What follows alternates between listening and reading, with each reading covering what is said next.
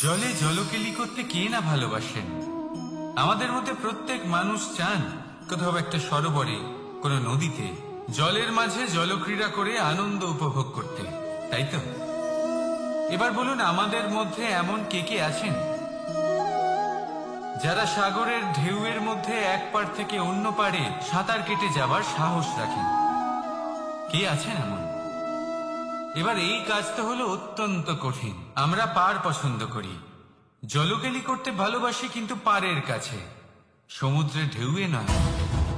কিন্তু একটা কথা মনে রাখবেন, যেই দিন এই পাড়ের কথা ভুলে গিয়ে আমরা সাগরের ঢেউয়ের সাথে লড়াই করার সাহস রাখব, সেই দিনই সাগরের ঢেউয়ের সাথে লড়াই করার শক্তিও আমরা পেয়ে যাব।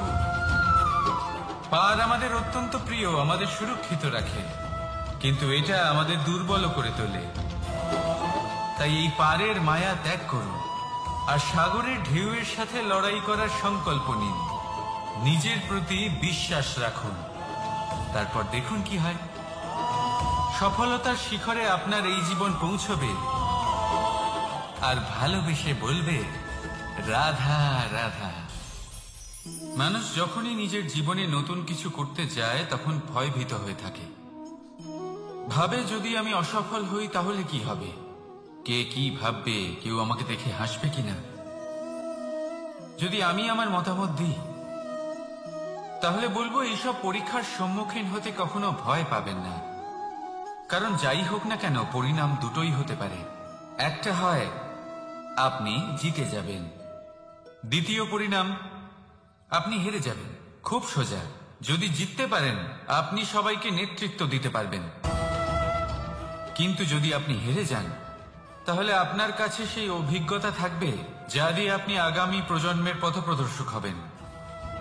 এবার ভাবুন, এই অভিজ্ঞতা দ্বারা আপনি কাউকে সাহায্য করছেন, যা দিয়ে সে নিজের স্বপ্ন পূরণ করতে পারবে। খুব পুণ্যের বিষয় এটা। একটা সহজ কথা জেনে রাখুন, জয় হোক বা পরাজয়, দুটো একই দিকে নিয়ে যায়, আর সেটা হলো জয়ের দিকে। শুধু নিজের দৃষ্টিভঙ্গি শুভ করে তুলুন আর নিজের পরীক্ষাগুলিকে সীমিত করে তুলবেন না।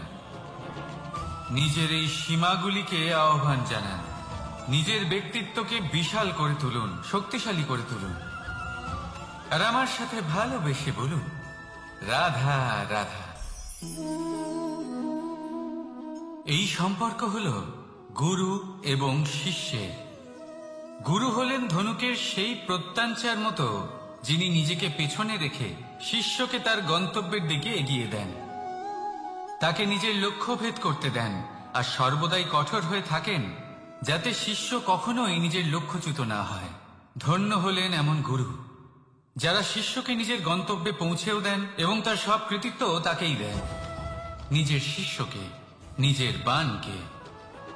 তাহলে আপনারা চিরকাল এরকম গুরুকে মনে রাখবেন, সর্বদা তাদের সম্মান করবেন, সর্বদা তাদের ভালোবাসবেন, কখনো জীবনে পিছিয়ে পড়বেন না আপনি। আসুন আমার সাথে ভালোবেসে বলুন, রাধা রাধা। আপনি কখনো আতর মেখেছেন? একটা শ্রেষ্ঠ আতরের গুণ হলো ওকে মাখার পরে অনেক দিন পর্যন্ত তার সুবাস থেকে যায়। তারপরে আপনি বস্ত্র বদল করুন বা রেখে দিন, তার সুবাস থেকেই যায়।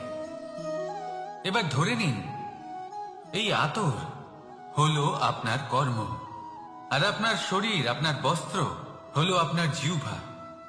যত শ্রেষ্ঠ আপনার কর্ম হবে তত বেশি এই সংসার আপনাকে জানবে। আপনার কর্ম যদি সর্বশ্রেষ্ঠ হয় তাহলে সারা জীবন মনে রাখবে, আর জীবনের পরেও আপনাকে ভুলবে না। এই কর্ম ধর্ম ভেবে পালন করবেন, কারণ এই চিন্তা ভাবনাই সত্য হয়ে সামনে আসে। সেই জন্য ভাবনাকে পুষ্ট করুন, যুক্তিবোধ শ্রেষ্ঠ করে তুলুন। সবকিছু নিজে থেকেই হয়ে যাবে, পথ আপনা থেকেই সামনে চলে আসবে, কর্ম নিজে থেকেই হতে থাকবে। শুধু কর্ম ধর্ম মনে করে পালন করতে থাকুন, আর আমার সাথে ভালোবেসে বলুন, রাধা রাধা। এই জীবন, এই জীবন দেখতে গেলে কিন্তু খুবই কঠিন। এই জীবন কি করি হে নারায়ণ, এটাকে একটু সহজ কি করে করে তোলা যায়, এই প্রশ্নই তো আসছে মনে। এর উত্তর স্বয়ং সেই মানুষের মধ্যেই লুকিয়ে, তার সিদ্ধান্তে, তার নির্বাচনের মধ্যে লুকিয়ে। এবার জীবনের যে কঠিন সময়গুলো থাকে সেগুলো সেই প্রসঙ্গের মতোই হয়। যেমন ধরুন, আপনি হাঁটছেন হাঁটছেন আর হঠাৎ করে পায়ে কাঁটা ফুটে গেল। এবার আপনি কি করবেন? এমনও ব্যক্তি আছেন যারা সেই কষ্টের কারণে, সেই কষ্ট পাওয়ার ভয় পিছিয়ে আসেন। এমনও কিছু ব্যক্তি থাকেন যারা সেই আঘাতে নিরাময় করার জন্য সময় নষ্ট করবেন, কতটা জানি না। এমনও কিছু ব্যক্তি থাকতে পারেন যিনি হয়তো সেই কাঁটাকে তুলে নিয়ে তার ব্যবহার গজালের মতো করবেন, তাকে দেওয়ালে পুঁতে একটা সুন্দর ছবি লাগাবেন, যাতে সেই দেওয়াল আরো সুন্দর দেখতে মনে হয়। এটাই জীবনের সাথেও হতে পারে।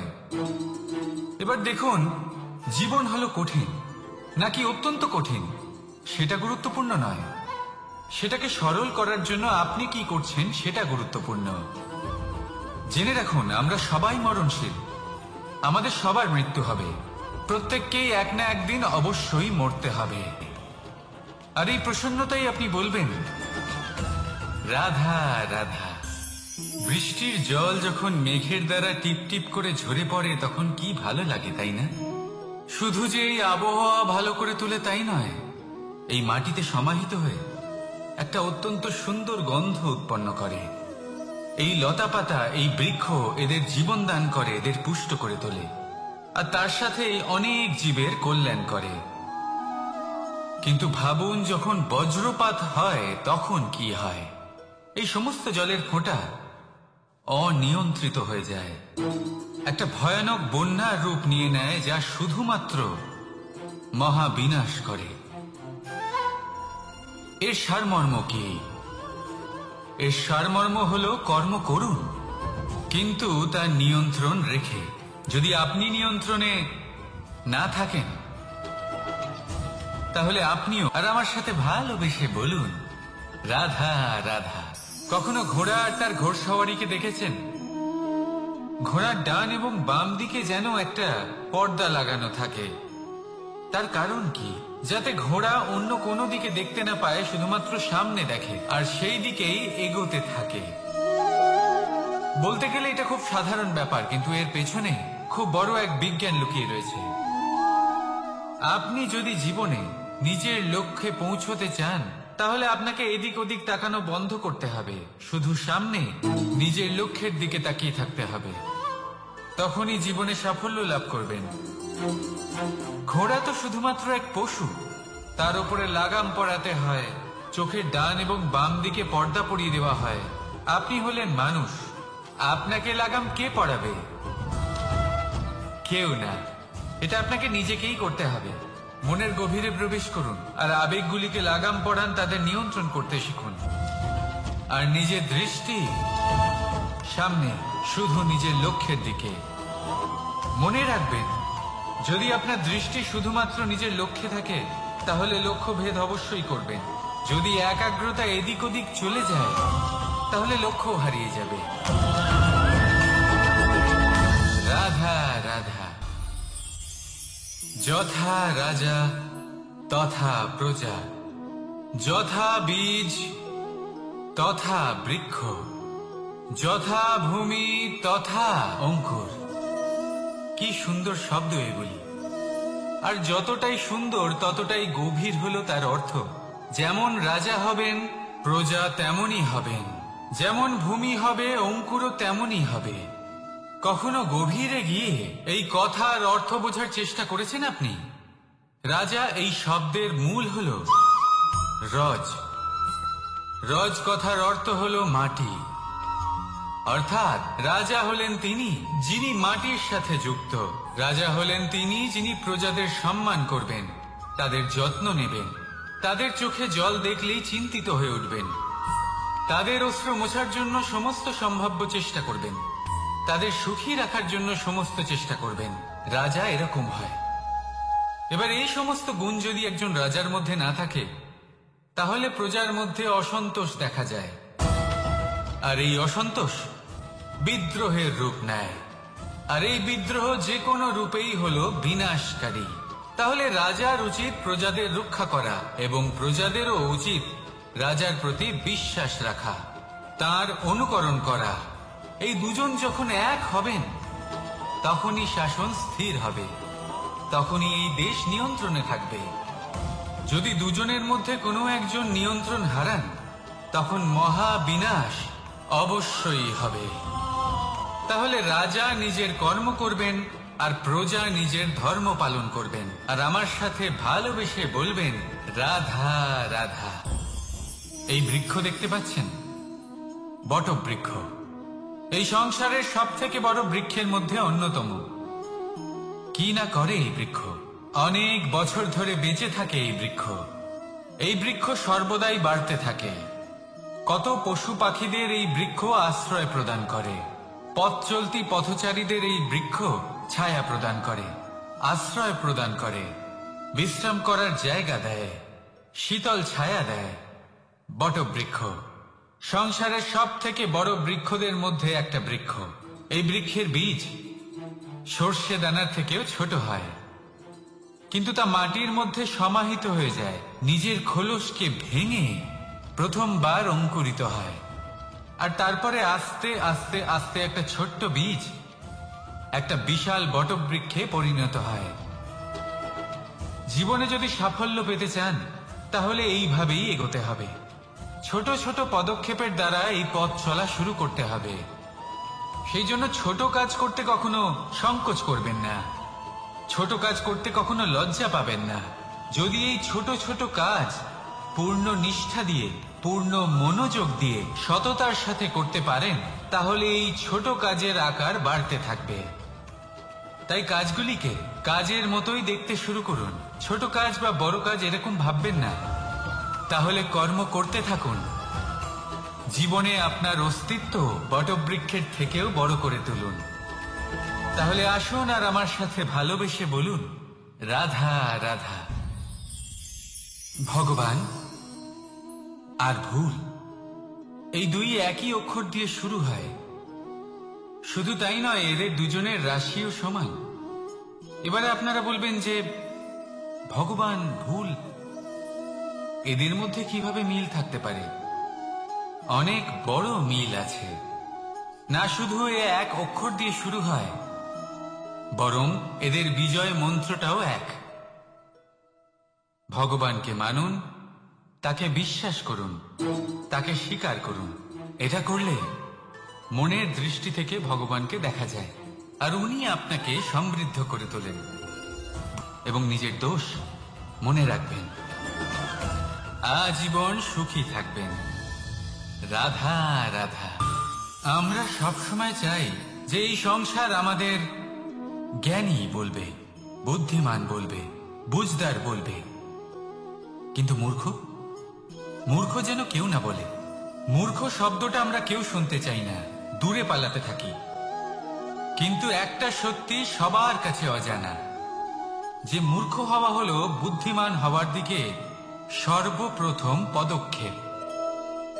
আপনি যত খুশি দিগ্গজ জ্ঞানী মানুষদের সাথে আলাপ করুন, যত ইচ্ছে কথা বলুন, যতই জ্ঞানের কথা আলোচনা করুন, অভিজ্ঞতা মূর্খ হবার পরেই পাওয়া যায়, তাই নয় কি?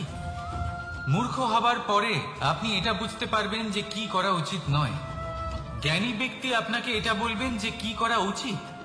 আর এই সংসারে কি করা উচিত তার থেকেও অনেক বড় জ্ঞান হলো কি করা উচিত নয়।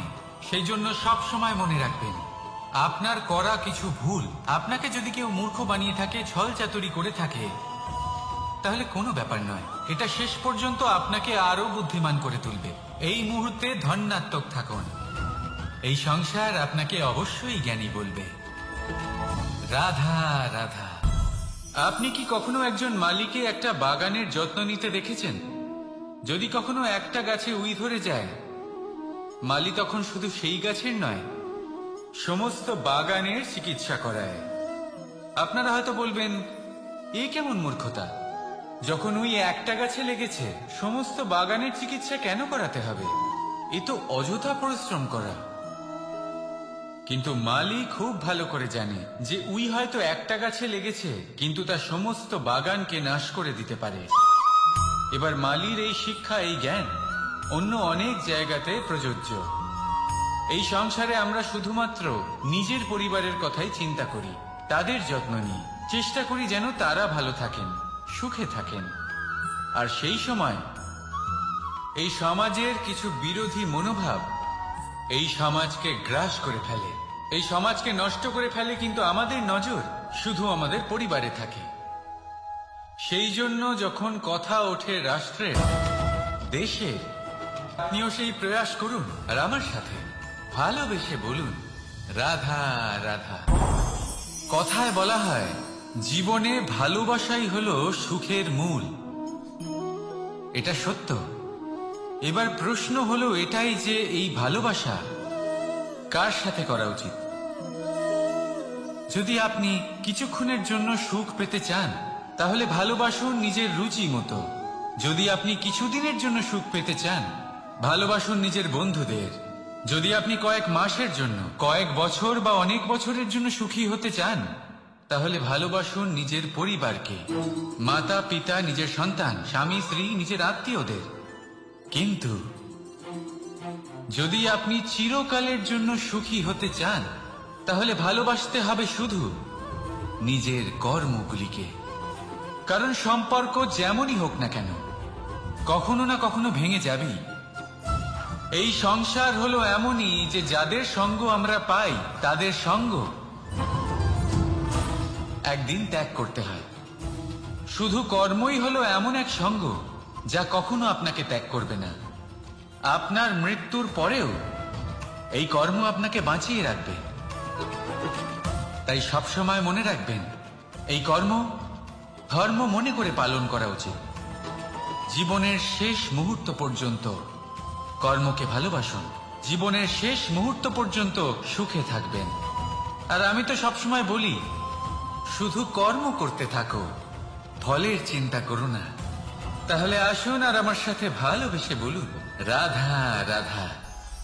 কখনো কখনো আমরা ভাবি যে কোনো ব্যক্তি যিনি ধর্মের পথে চলেছেন যদি তার দ্বারা কোনো ভুল হয়ে থাকে তাহলে নিয়তি তাকে সেই মুহূর্তেই কঠোর শাস্তি দেন। কিন্তু সেই সব মানুষ যারা সংসারের সব থেকে বড় অধর্মী, বহু নিকৃষ্ট মানের কাজ করেন, তাদের নিয়তি অনেক সুযোগ দেন। তাদের নিয়তি এরকম কঠোর প্রহার করেন না। এই ভাবনা কখনো না কখনো মনে আসেই। ভেবে দেখুন কেন?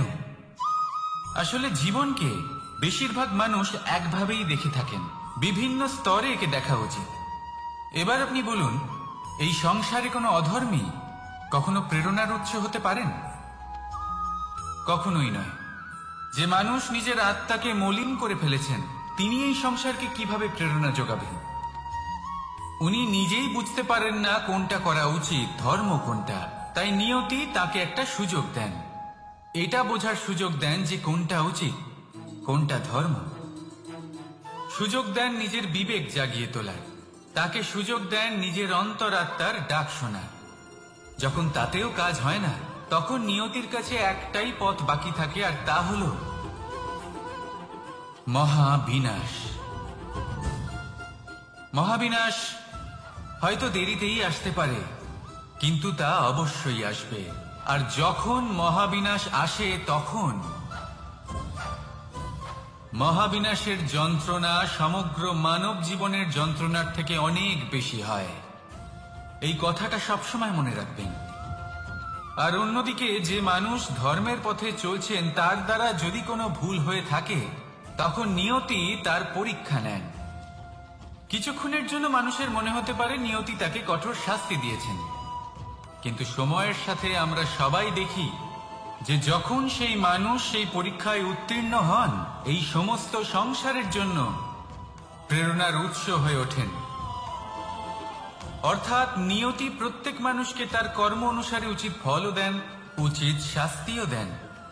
পার্থক্য হলো শুধুমাত্র সময় আর আপনার দৃষ্টিভঙ্গি। তাই ধর্মের পথে চলুন আর আমার সাথে ভালোবেসে বলুন রাধা রাধা। দ্বিধাবোধ। অনেক সময় আমরা জীবনে সেই বাঁকে এসে পৌঁছই যেখানে আমরা বুঝতেই পারি না যে এবার কোন দিক নির্বাচন করা উচিত, কখনো এদিকে যাওয়া উচিত মনে হয়, কখনো ওদিকে যাওয়া উচিত মনে হয়, কখনো দুদিকেই যাওয়া প্রয়োজনীয় বলে মনে হয়, কিন্তু তা তো সম্ভব নয়। কখনো কখনো এটা মনে হয় যে এখানেই থেমে যাওয়া ভালো, কোথাও না যাওয়াই শ্রেয়। এবার একেই তো দ্বিধাবোধ বলে। সংসারে এমন কোনো দ্বিধা নেই যার সমাধান সম্ভব নয়। এই দ্বিধাবোধ স্বাভাবিক, আর আপনার এই দ্বিধাকে আমি একটু সরল করে দিই।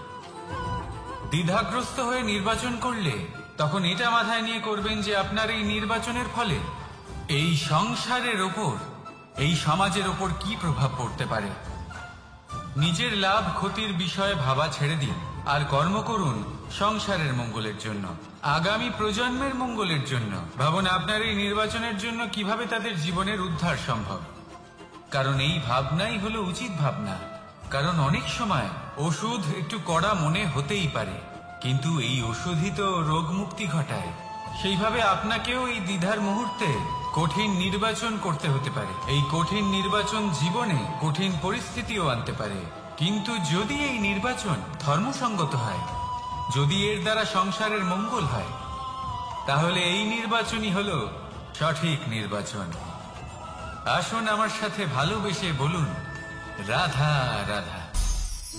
মানুষ নানান ধরনের বাসনা পোষণ করেন, তাদের নানান ইচ্ছে থাকে, অভিলাষা থাকে, নানান কামনা করতে থাকেন, স্বপ্ন দেখেন, প্রার্থনা করেন যেন তা সফল হয়, নিজের সম্পন্নতা কামনা করেন, আর শেষে নিরাশ হয়ে যান কারণ এসব কিছুই পান না। আপনাকে একটা ছোট্ট উদাহরণ দিই। জঙ্গলের রাজা কাকে বলা হয়? সিংহকে। এবার যেহেতু সিংহ বনের রাজা, তাই হরিণ তো তার কাছে এসে এটা বলতে পারে না যে আপনি হলেন বনের রাজা, তাই আপনি আমাকে মেরে ফেলুন, আমাকে খেয়ে ফেলুন আর নিজের ক্ষুধা নিবারণ করুন। এমন তো হয় না। সিংহ যতই বনের রাজা হোক, তাকেও পরিশ্রম অবশ্যই করতে হয়, তবেই তার ক্ষুধা নিবারণ হয়।